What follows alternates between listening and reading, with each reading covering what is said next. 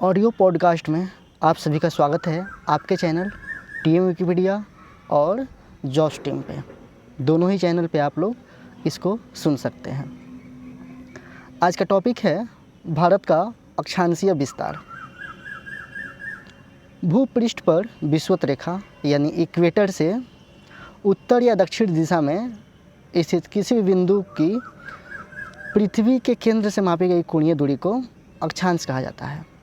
Equator line आप लोग देखेंगे तो पृथ्वी को दो हिस्सों में बांटता है, एक ऊपरी हिस्सा और एक निचली हिस्सा। ऊपरी हिस्सा उत्तरी अक्षांश है, जिधर नॉर्थ पोल है, रसिया है, नॉर्थ अमेरिका है। वहीं निचले हिस्से में हम लोग अंटार्कटिका देखते हैं, ऑस्ट्रेलिया देखते हैं, और ये दक्षिणी अक्षांश है। अक्षांश रेखाएं वह काल्पनिक रेखाएं होती हैं जो पृथ्वी के चारों ओर पूर्व से पश्चिम दिशा में विषुवत रेखा के समानांतर खींची जाती है। अक्षांश के अंशों को मिनटों में और सेकंडों में भी दर्शाया जाता है। डिग्री, उसके बाद मिनट, उसके बाद सेकंड।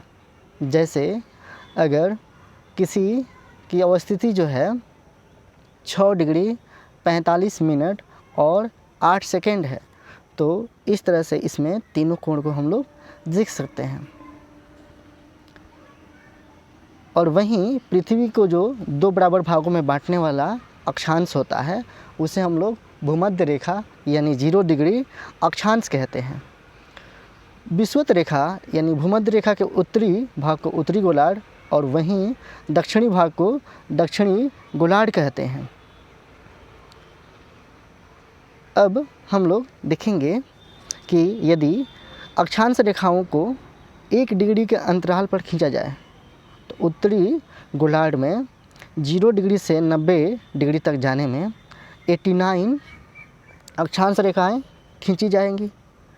वहीं अगर हम लोग दक्षिणी गोलार्ध में जाएं तो यहाँ भी 0 डिग्री से 90 डिग्री तक जाने में 89 यानी 89 अक्षांश रेखाएं खींची जाएंगी। तो इस प्रकार से टोटल जो अक्षांश रेखाओं की संख्याएं हैं, इसमें 89 + 1 इक्वेटर लाइन को जोड़ देंगे। इन सब को जोड़ने पे जो योगफल आएगा वो होगा 179, 179। सो 179 जो होती है अक्षांश की रेखाएं होती है।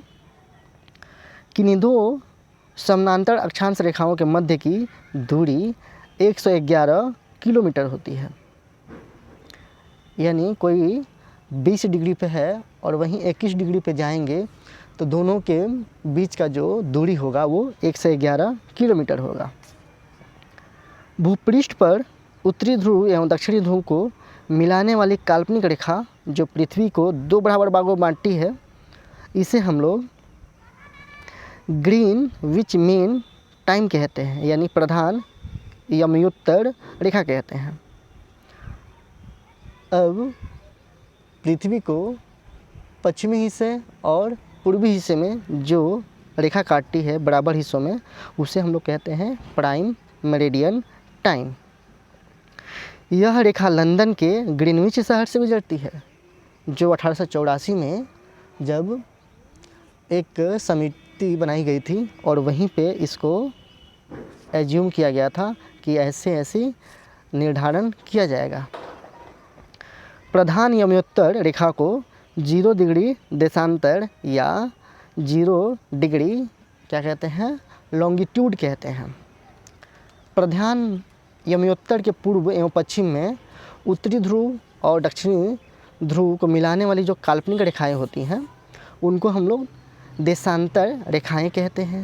अब उत्तरी पोल से दक्षिणी पोल तक जाना होगा आपको, तो एक लाइन के थ्रू जाना पड़ेगा और वो लाइन जो होगा वही लाइन क्या कहलाएगा, हम लोग का देशांतर रेखा कहलाएगा। जैसे रसिया में बहुत सारी देशांतर रेखाएं खींची गई हैं, इसलिए वहाँ पे 11 टाइम जोन है। चूँकि इसका विस्तार जो है काफ़ी है, इसलिए इसमें ज़्यादा समय स्लॉट की आवश्यकता पड़ती है।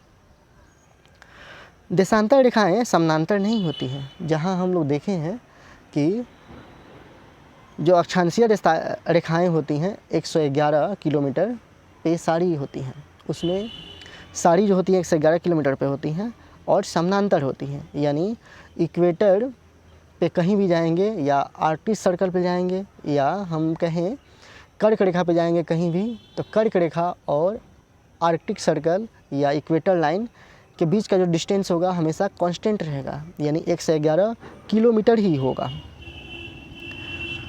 अब बात करते हैं हम लोग ध्रुवों से विषुवत रेखा की ओर बढ़ने पर देशांतर रेखाओं के मध्य की दूरी बढ़ती जाती है। आप लोग एज्यूम कीजिए कि आपके सामने एक फुटबॉल रखा गया है या एक वाटर मेलन रखा गया है, लालमी जिसको कहते हैं। इसको जब काटते हैं खाने के लिए तो स्लाइसेस कितने सुंदर सुंदर दिखते हैं। स्लाइसेस को देखिएगा तो बीच में मोटा होता है, यानी उसका जो विड्थ होता है चौड़ा होता है। वहीं आप जब उसके किनारे पे जाते हैं तो पतला होते जाता है, यानी वो कन्वर्ज होने लगता है ना।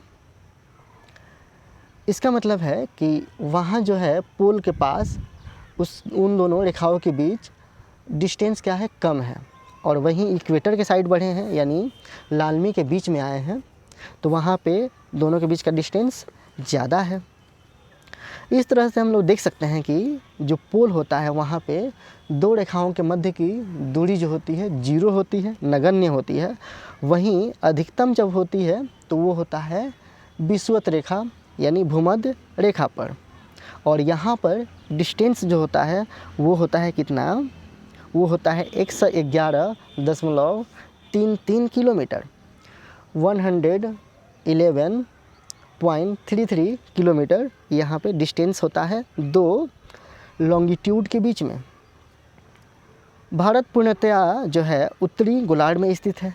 अब भारत की अवस्थिति हम लोग जब देखे थे कल, तो यहाँ पे आप लोग को करना है क्या कि एक वाटरमेलन को 4 हिस्सों में बांटा जाता है या एक फुटबॉल को 4 हिस्सों में काटा जाता है। फुटबॉल काटना आसान नहीं है क्योंकि फुटबॉल काटने पे पिचक जाएगा, है ना। पिचक क्यों जाएगा, उसमें से हवा निकल जाएगा। बट वाटरमेलन तो आसानी से हम लोग काट सकते हैं, और उसको 4 हिस्सों में काटेंगे तो सपोज एक हिस्सा है जो इक्वेटर के ऊपर है ना, और वही हिस्सा जो लॉन्गिट्यूड है उसके ईस्ट में है, और वहीं पे अवस्थिति जो है भारत की है। ये जो वाटरमेलन का पार्ट कटा हुआ है यहीं पे अवस्थिति किसकी है, हमारे भारत की है। इन सभी कंसेप्ट को अगर आप लोग विजुअली देखना चाहते हैं तो हमारे चैनल टीएम विकिपीडिया तथा जॉब्स टीम पे ही आप लोग इस वीडियोज़ को देख सकते हैं, जिसमें ये सारी बातें मैं समझा करके विजुअली बताया हूँ, है ना, वीडियोज़ में। संपूर्ण भारत का अक्षांशीय विस्तार जो है, अगर हम लोग भारत की बात करें तो भारत कन्याकुमारी से शुरू होता है और वहाँ इंदिरा कोल तक जाता है जो जम्मू कश्मीर में है। और वहीं भारत के और नीचे की बात करें तो अंडमान निकोबार से शुरू होता है, यानी हिंद महासागर में अंडमान निकोबार है, वहाँ से शुरुआत होती है उसकी। तो भारत की अवस्थिति जो है 6 डिग्री 45 सेकेंड से शुरू हुई है, और ये कौन सा अक्षांशीय विस्तार है इसका, तो उत्तरी अक्षांश में।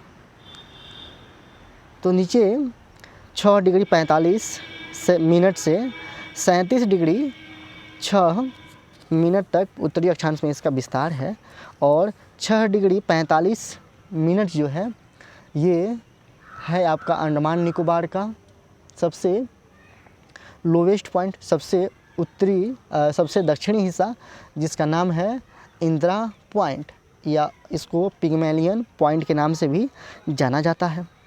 वहीं जब ऊपर बढ़ते हैं हम लोग तो 37 डिग्री 6 मिनट जो है इंदिरा कौल है, और ये जम्मू कश्मीर के पीओके में है, पाक ऑक्युपाइड कश्मीर में है।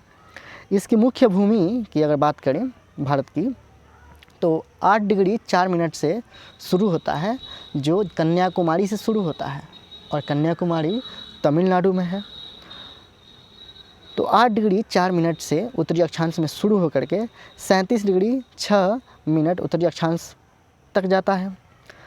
अगर हम लोग भारत के संदर्भ में बात करें पश्चिमी और पूर्वी हिस्से की, तो पूर्वी हिस्से और पश्चिमी हिस्से में, पश्चिमी हिस्सा जो है गुजरात में गौर माता के नाम से जाना जाता है और यहाँ पे 68 डिग्री 7 मिनट पूर्वी देशांतर से शुरू होता है।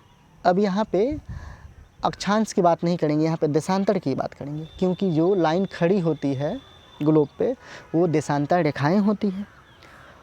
अब पूरब से पश्चिम या पश्चिम से पूरब जाने में हम लोग को देशांतरीय विस्तार में एक्सपेंड करना पड़ेगा, माइग्रेट करना पड़ेगा, जाना पड़ेगा।